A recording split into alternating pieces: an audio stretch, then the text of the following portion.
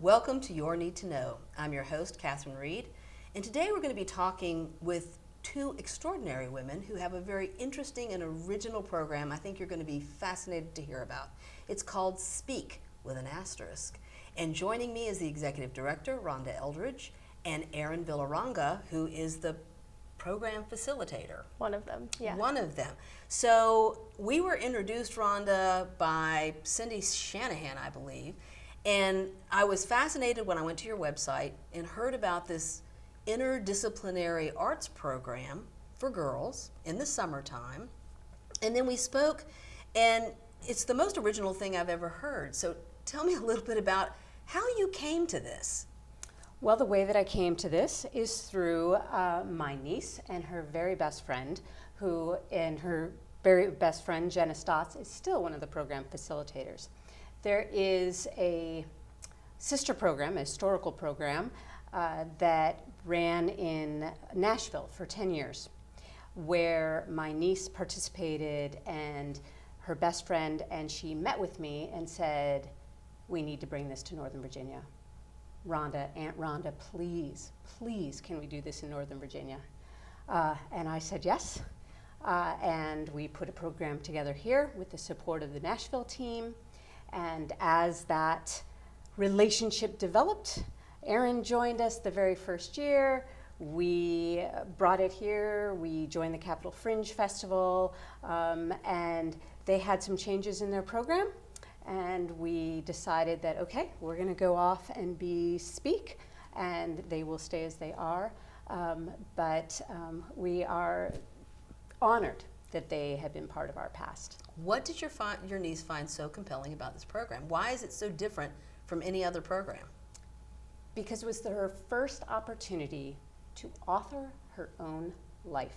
It was the first time she was invited to write about her own experiences in her own voice, in her own way, and show that to the world.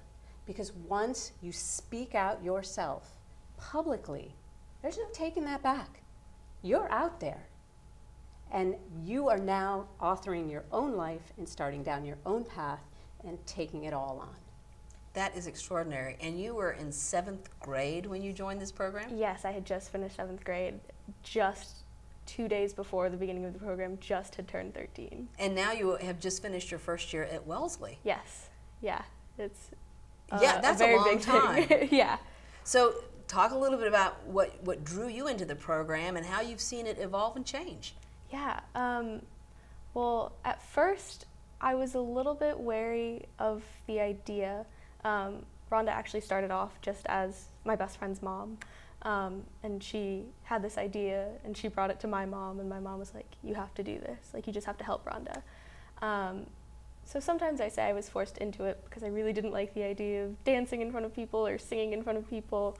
But just something about the community that I found after getting there, even just after the first day, was really beautiful and something that I hadn't really experienced a lot. You know, middle school girls can be so mean, intense, yeah, and mean and judgmental. But women tend to be that way too. And I think if we look back at what we experienced in middle school, it sets a tone for how we go through the rest of our lives. Yeah. And it sounds like this is just something entirely different. It was so different. It's a safe space to really explore who you are and to be able to share it through a variety of mediums. Absolutely.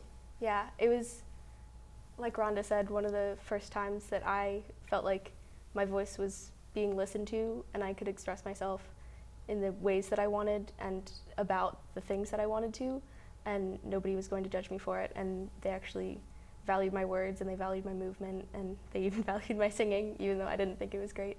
And then ever since then, even though the group has changed, the participants have changed, the vibe is different every year just based on the participants that we have, but that sense of community really has become one of our core values and one of the things that we strive to preserve no matter how many iterations this program goes through. So you've kind of been the continuity among these different girls. I guess so. Me and Jenna, yeah, have been there since the beginning. So how many girls, so you do a 2-week summer program in July, and it culminates with this performance at the Fringe Festival. So how many girls, and where do you find the girls? So it is a very small program, and it's a small program on purpose. 8 or less. Okay. And we've had as few as 4 and as many as 8. And we never intend to have more than that because we're trying to have this safe space in this community. And so where do we find the girls? So as Erin said, my child's best friend in 7th grade, and we talked her and her friend into coming. I've had a dear friend of mine from Wales come. Esma is coming from Scotland this year. Oh, wow. My goddaughter from California has come. A friend of Jenna's that was living in Switzerland and then moved to Colorado came for 2 years. We've got people from Fairfax County, from Loudoun County.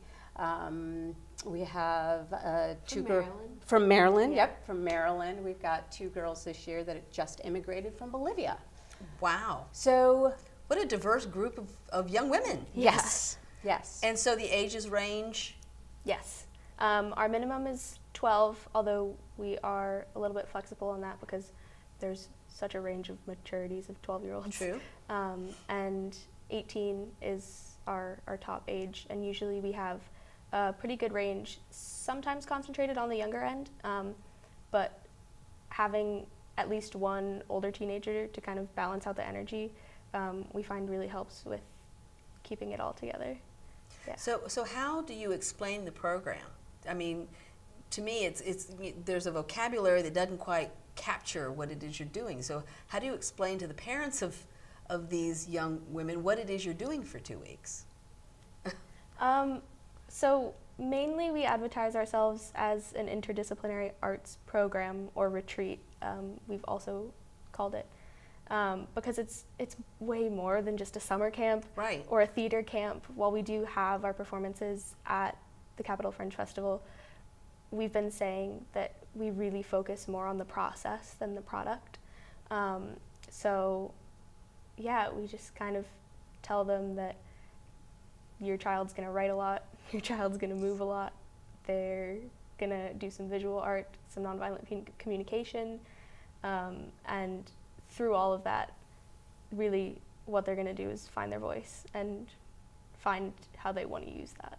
So you mentioned something, and that is nonviolent communication, which until I spoke with you, Rhonda, I had never encountered this thing called nonviolent communication. Can you touch a little bit on what that is? I sure can. So we've added the element of Marshall Rosenberg's nonviolent communication to this program as a way to support us in how we communicate with each other.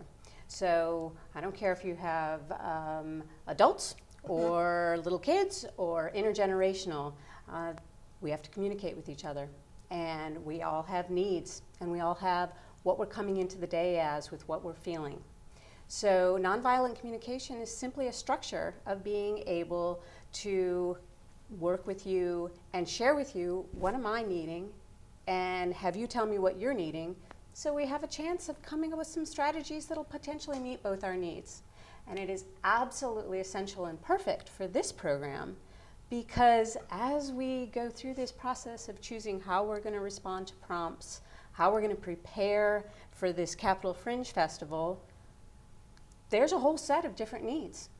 Some people are afraid, some people are excited, some people have a need to express through dance, others through song, others simply through words. How do we take all those needs and lay them on the table and figure out, is there a way to meet all of them at the same time? And this is like an active creation, which must be very intimidating on day one. Like when you get this group of girls, many of whom don't know each other, and you explain what's going to happen for the next 2 weeks, how do they embrace this? At times, it can be difficult. At the beginning, I think we are thinking way less about the performance at the end. It's really only in the second week of program when we have 4 shows at the end of that week, that we really Right. realize, okay, You it's do time have to to get in produce gear. something. People are showing up, so we will have to do something. Yeah, really, we just try to keep the focus on you create what you want to create and what you are moved to create, and we will work that in to what we want our final product to be, however you want it to be. We never force any girls to read a piece of writing that they really don't want to share in public, or if they don't want to move to another person's writing by themselves, they can teach 2 other participants the choreography that they built and dance it as a trio. So we really just try to keep them comfortable as much as we can while still edging up on that comfort zone, the edge of that comfort zone. And that's another thing that I think makes our program really unique, is that like theater camps, for example, can be really intense, and it's like you're gonna learn these lines and you're gonna be off book and it's gonna be perfect, but I would say we focus less on that. Right. So you gave an example of one person writing a poem and then somebody else doing movement to it. So explain that process a little bit to me. So I can do it, or Erin can do it, but so it's basically at the beginning of the day, check in, we do a little movement, we share writing from the night before, because every night has a writing prompt where the next morning you share in circle what you came up with. And then prompt for a poem, you go off, come back, and then often that's a nighttime prompt, right? And sometimes it's at night, sometimes it's in circle, and then we rewrite the poem each in just the facilitator's handwriting, so whoever gets the poem really can't tell whose writing it was. Oh, now that's the other key, is that you don't know who's written the poem. Mm-hmm. So they receive that piece of writing and they get their block of time to go move to it however they want to, however they interpret the poem.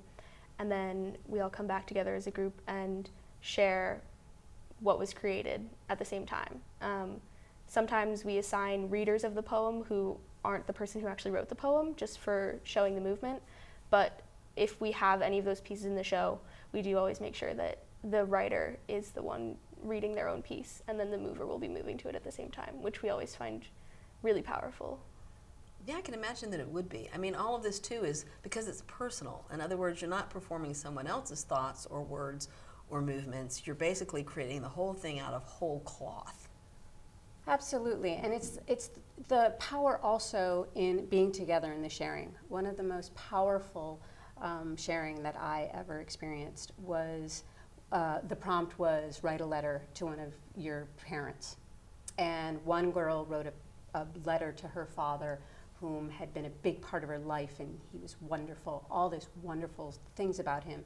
And another one to her absent father, and how disappointed she was, and how hard that was. And they together chose that's what they wanted to share in the Fringe Festival. They stood on stage together, holding hands, and one read, and then the other read. And the support of those 2 individuals who'd had completely different experiences of their fathers was, everyone in the audience was in tears. I can imagine. I can imagine. We are going to go to break, and when we come back, we are going to hear more about this amazing program. So please join us after this break. Maria, so how's work? It was 4th period biology. Our students just weren't getting how easily viruses spread. So Miss Bell and I had them role play a zombie virus outbreak. By the time they had all learned the lesson, all the living were dead. Hey, how's your job going? That big sales meeting I planned? Next year, I might get to go. Cool.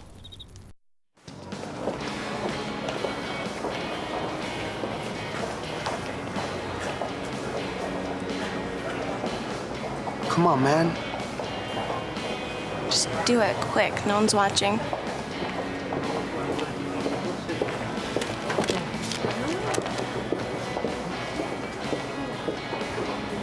You have to if you want to hang with us.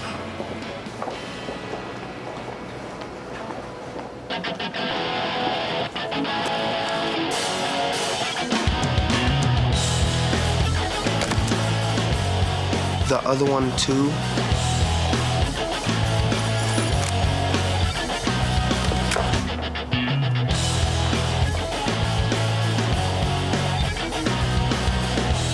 Good job.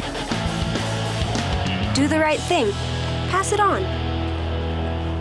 A message from the Foundation for a Better Life.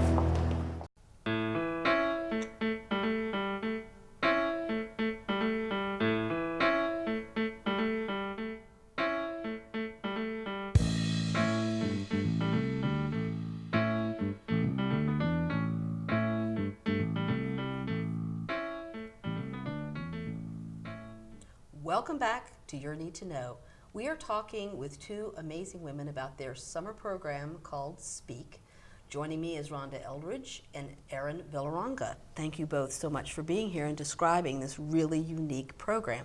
Your description when we went to break about the performance piece that these two girls did together around their different experiences with their father is amazing. That is a great example, one example of some of the pieces that people are going to see at the Fringe Festival this year. Erin, do you have kind of other examples in your many years in this program that really stand out to you as something like that?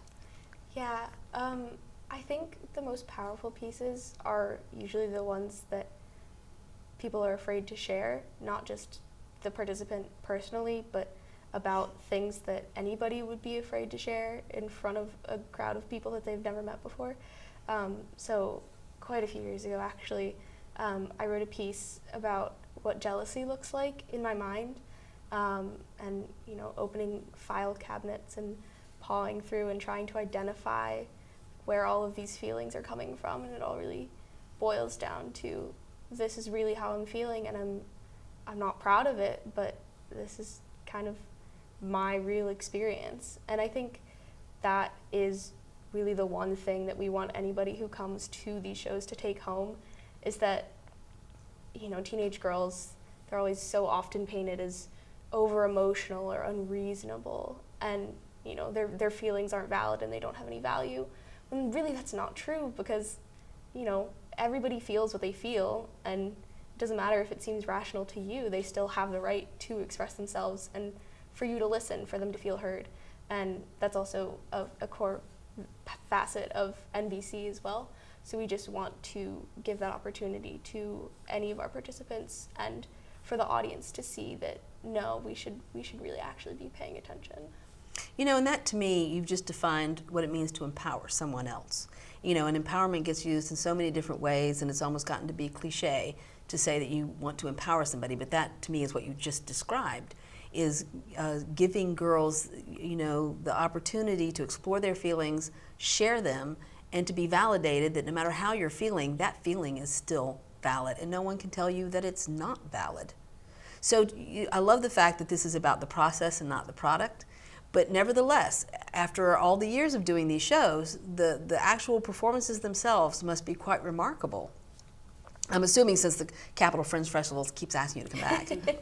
Yes. Yeah. And we're proud. You can go out on the internet and Google us, and even get our reviews from last year, which were glowing. Wow. See, I can imagine that it would be. That's the whole point of the Capitol Fringe Festival anyway, is to do original works and different works, and it really is to do the things that are on the fringe and not the mainstream. But clearly you're invited back every year, so your process must really have something at the end of it that people are anxious to see. Yeah, we really never want to make it about the reviews, and we even try to kind of keep the reviews from the girls. We never try to say, don't go looking for them, but we also don't read them to them, especially in the middle of, since we have 4 shows, we don't want to read them if a reviewer came to the second show and posted it the next morning. But I think probably my favorite review we've gotten of all time was last year. John Stoltenberg from DC Metro Theater Arts described us as the sort of show that one leaves happier than when one came in. And even though we do cover some heavy stuff, because there are more serious prompts and there are girls that are feeling some heavy things, but I think just even as an audience member, and I think Rhonda can speak to this more, just experiencing the sort of community and camaraderie and empowerment that you see on that stage, even if you're not doing any of it yourself, is really valuable. So it's watching the result of this process clearly has an element of being uplifted by it, seeing the work that's been put in, seeing how these young women created something out of whole cloth. As an audience member, appreciating the fact that there is something momentous and optimistic about that. Momentous, optimistic, and important. There was a father in, I think, our second year who the first performance came in jeans and a t-shirt and said, oh, okay, yeah, I'm at another summer camp. And just afterwards said, I didn't know. Right? I had no idea who she was. And the next night brought back like 12 family members and co-workers and said, you have to see these girls. You have to know they exist. That is just so extraordinary. But you know, I'm thinking to myself, you know, you've got space for 8 girls every summer, and there have to be people watching who want to know, how can you include more girls? You know, is this something, Rhonda and Aaron, that you can facilitate for other groups? Would you be willing to work with other groups outside this 2-week program to kind of teach a group how to work through this process? Absolutely. Yeah. We're always looking for opportunities to expand, since right now we are just a local program and we've been here for quite a long time. There are a few things we've been thinking about in the past that are in the works, but especially if it's something around here that we have easy access to, we really want to spread this process and spread this experience to as many people as we can if we think that it'll benefit both parties.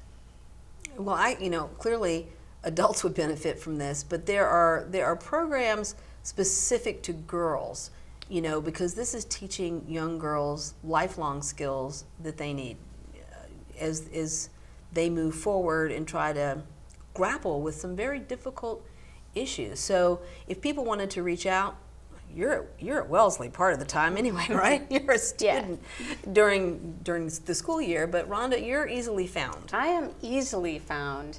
Our website has contact information on it, and we leave our applications open all year long. Our process for applying is, once you apply, you get a chance to have a discussion with the facilitators, so you can talk to them in October and not make a decision until May or June. And so there's a chance to interact with them, but that's kind of our way in. And so I'm assuming too, you're kind of looking for a good fit. Mm-hmm. Yeah. So when you actually have the conversations with people who've applied, there is a possibility that their expectations might not necessarily fit with the program. Yes, and that's why we always do the commitment discussion, is what we call it, before anybody decides whether or not they're going to come join us for the summer. And while it is true that it's somewhat like an interview, because we as facilitators are looking for certain things, not anything specific, like you have to be qualified, you have to have dance training, you have to do this and this and this. We also really want it to be an opportunity for the person that we're speaking to try and understand more about who we are and what we're doing, because you know, if they come in with expectations that aren't going to be met, they could be the most qualified person in the world and really love all the things that we do, but if they just don't feel right about it, then it's not going to be as successful. So we really try to keep that dialogue going. And I'm assuming too, part of the ask with your participants is that they share. That may not be something that everybody's prepared to do, and yet the whole program hinges on everybody bringing that sharing, you know, to the group. So, you know, has there ever been an instance where it has been more difficult for some of the girls, you know, to grapple with that aspect of it? Yeah. Sometimes even in circle, they have a prompt that they felt really good writing at the time, and then they come back and they realize that there's just something about it that sets them a little bit uncomfortably. And we set norms at the very, very, very first day of program of, this is how we want to behave in this circle and this is how we want to treat each other in this circle. And I think just from the beginning that really establishes a trust that is powerful enough that usually they can overcome whatever hesitation they have about sharing.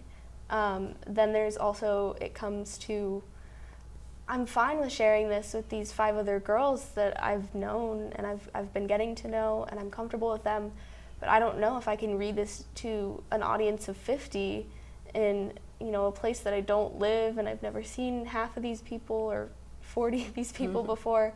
And that can be a little bit more challenging, but as we were saying before, with the process of making sure that we're not forcing them to share anything that they just are super against, it's all about finding that balance of how far we can go without, you know, making them hate everything.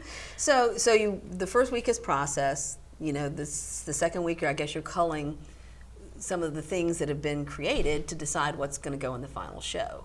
So how do you do that? Is there a certain length of the show, or how do you decide what actually goes into the performance?